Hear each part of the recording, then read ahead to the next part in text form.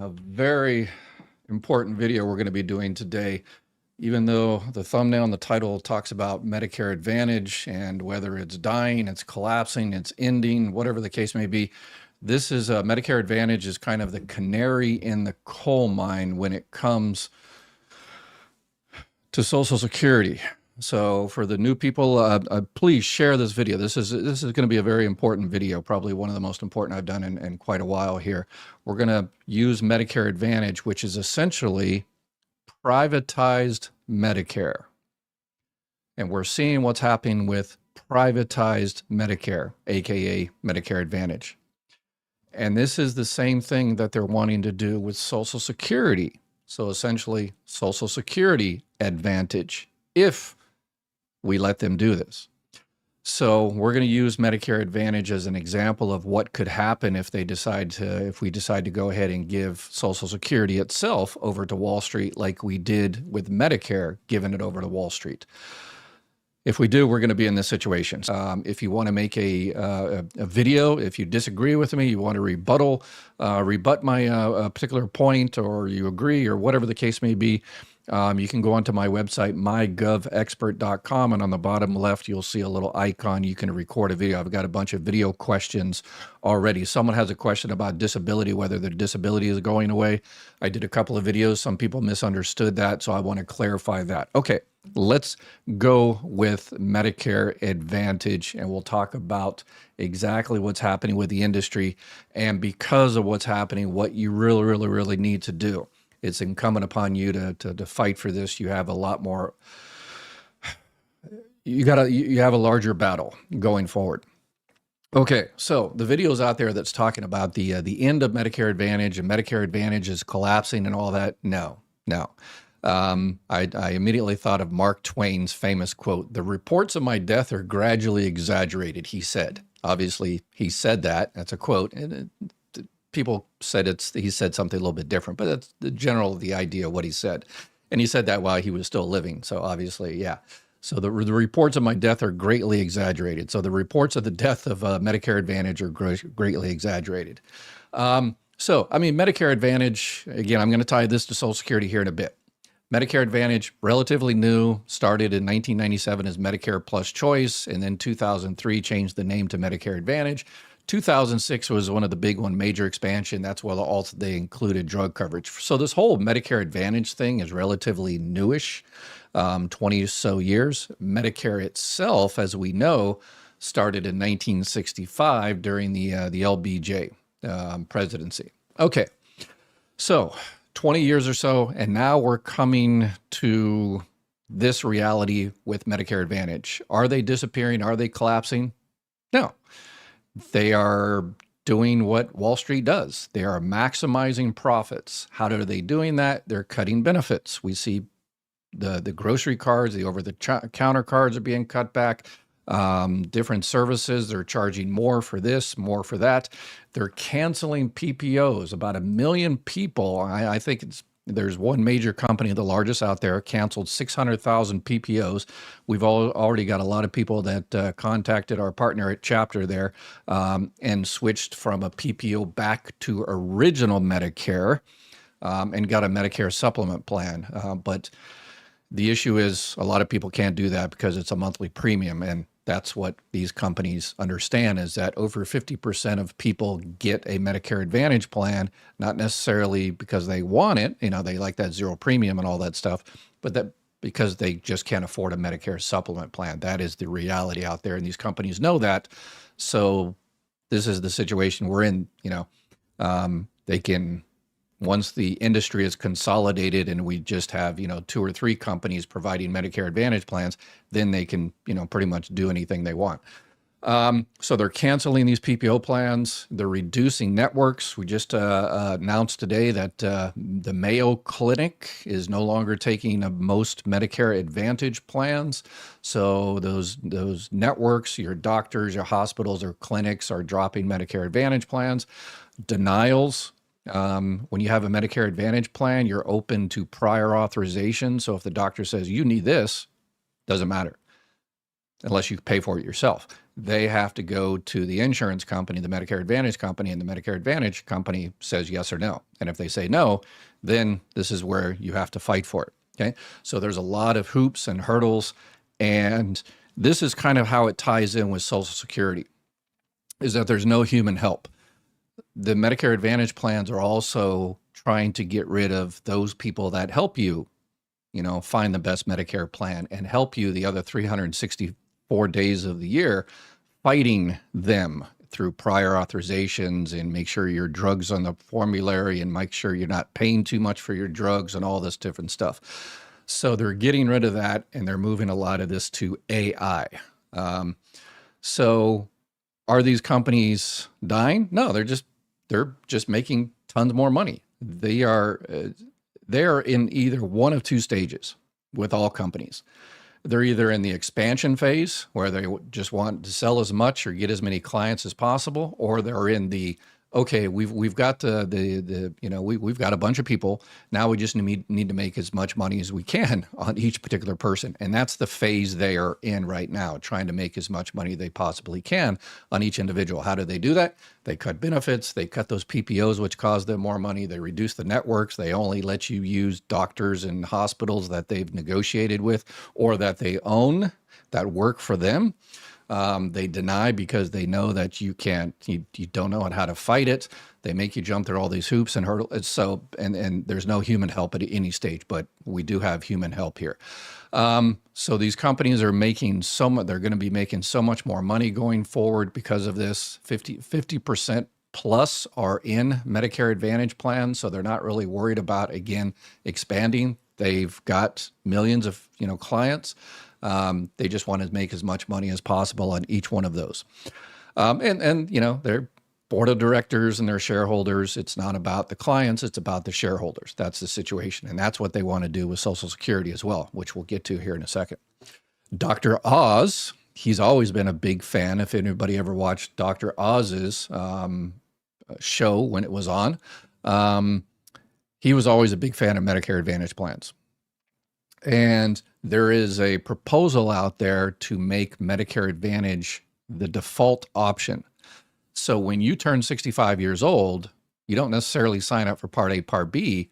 You do through a Medicare Advantage plan, or they automatically enroll you. Here's the proposal. They automatically enroll you. You turn 65, they automatically enroll you in whatever plan they think might be best for you.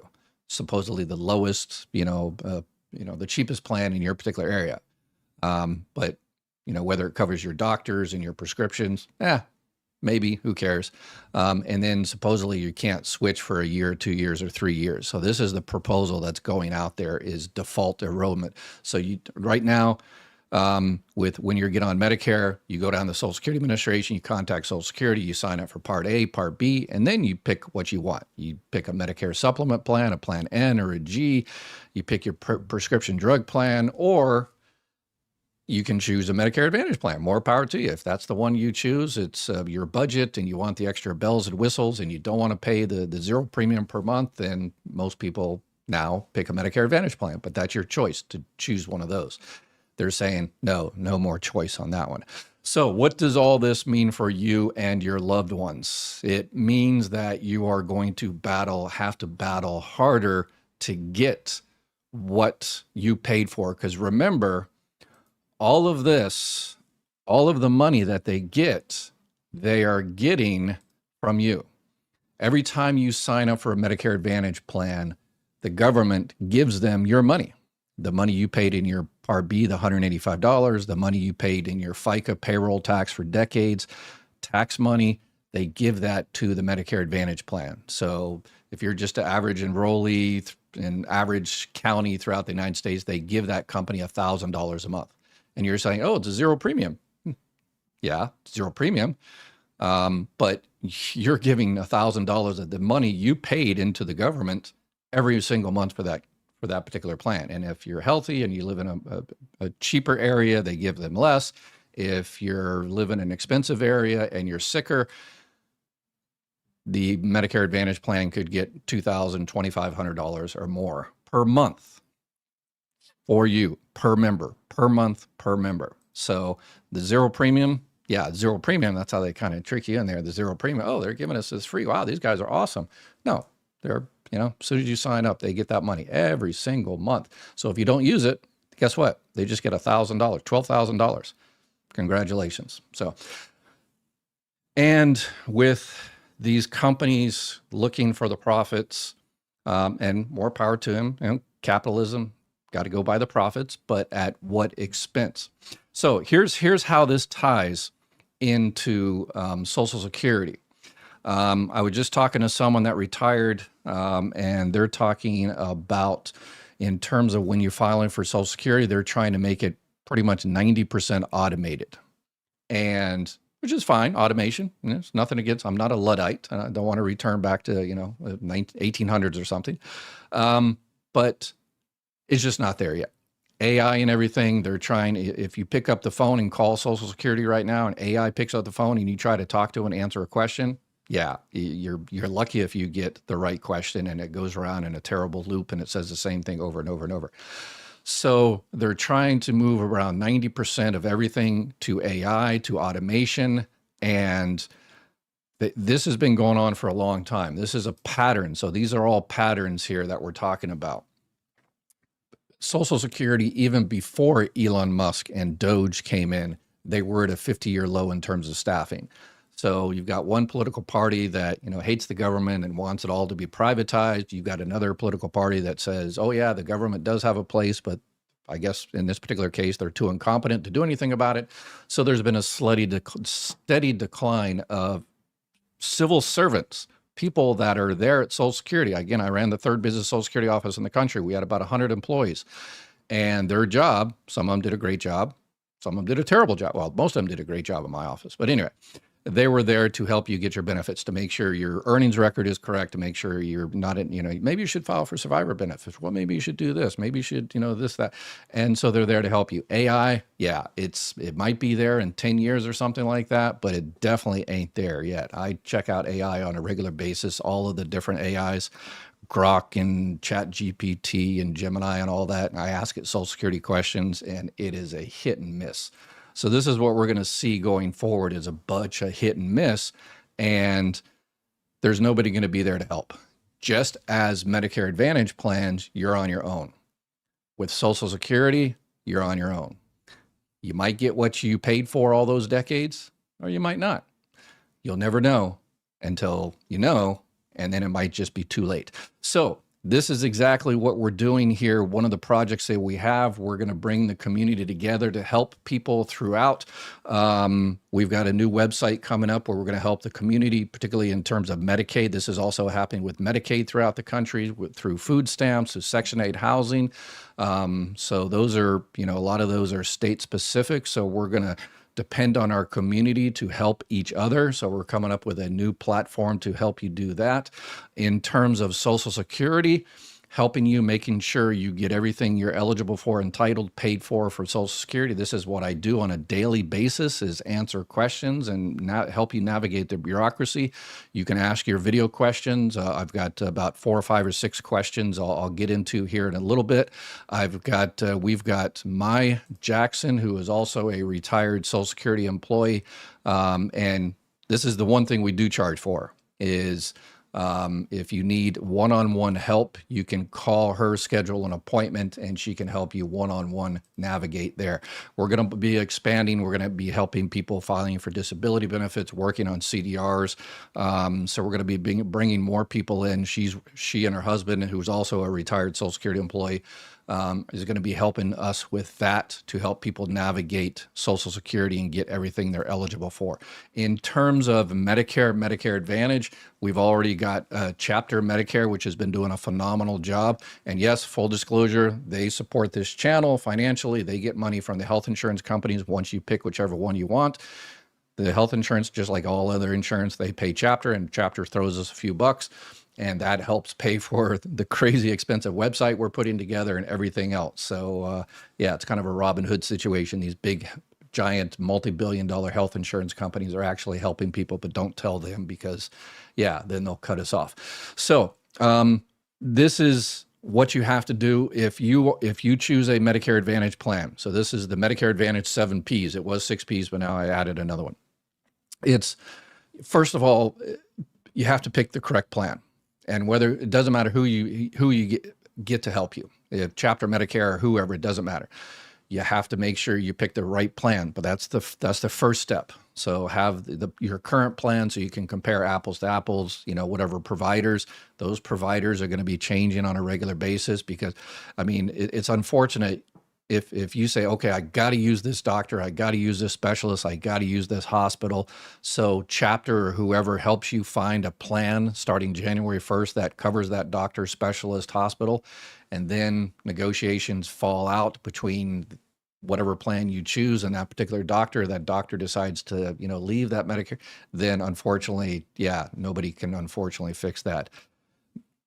Doctors can leave plans anytime they want, but you cannot leave a Medicare Advantage plan until the end of the year unless you move or something like that. So it's it's a terrible system, but you just have to do as best you possibly can. And if you need to find a new doctor, that's why Chapter, and again, it's you against the health insurance company. You can call them directly and sign up with them. It doesn't save you any money, but it's just between you and them. If you have someone that helps you, someone in your community, your brother, high school buddy, or something like that, that really knows that can not only just sign you up, but also knows the prior authorizations and the tiering process, and can find you a new doctor if you needed, a new specialist, set you up an appointment, all that other kind. If they can provide all that extra, which most independent agents unfortunately just don't have the time or the expertise. That's why my son and I chose Chapter. So, and it's 100% free. They don't charge you for this help. So prescriptions, make sure when you pick your plan, you get the prescriptions, the correct dosage, the correct brand. If you have a particular brand that you need, if you have a particular pharmacy that you really like to use, then make sure you have that name there. Your priorities: do you need more dental? Do you need more vision? Do you need, travel, transportation, whatever the case may be, and prices. And people say, I added this as the 7th P. I always assumed everybody always had prices, but prices, people are saying, well, price is not an issue. It's zero premium. No, Medicare Advantage, unlike Medicare Supplement plans, those have monthly premiums. And so the plans are all the same, but the monthly premium is different depending on the company. So that's an important thing there. But Medicare Advantage plans, most of them are zero premium. And you're like, zero premium prices, that's it. No, they get you on the back end. So for MRI, it's X amount. It's $50 or $100 on this other plan. To stay overnight in a hospital is $100 on this plan, but $300 on this plan. To see a specialist, it's $0 on this plan, but $50 on this plan. So those are the prices you need to watch out for, is the underlying prices. And here's the key thing: persistence. You sign up for Medicare Advantage one day, and then when your new plan starts January 1st, unfortunately now going forward, and let's make sure this doesn't happen with Social Security, it is to a certain extent, you have to fight to get those benefits. And these companies, Medicare Advantage plans, and Social Security, this is what they're trying to do. And it's like, hey, you get what you get and you be happy for it. I was a Marine Corps sergeant, and it's like, yeah, thank you, sir. Can I have another? Thank you, sir. Can I have another? And they're beating that crap out of you. Anyway, so it's persistence. You have to fight every single step of the way in order to get what you are entitled to, what you paid into. And let me show you what type of things we're talking about here on my website, mygovexpert.com. It talks about all of these, the appeals, how you appeal anything. You can appeal anything with Social Security. If you're denied disability, survivor benefits, whatever the case may be, you can appeal Medicare.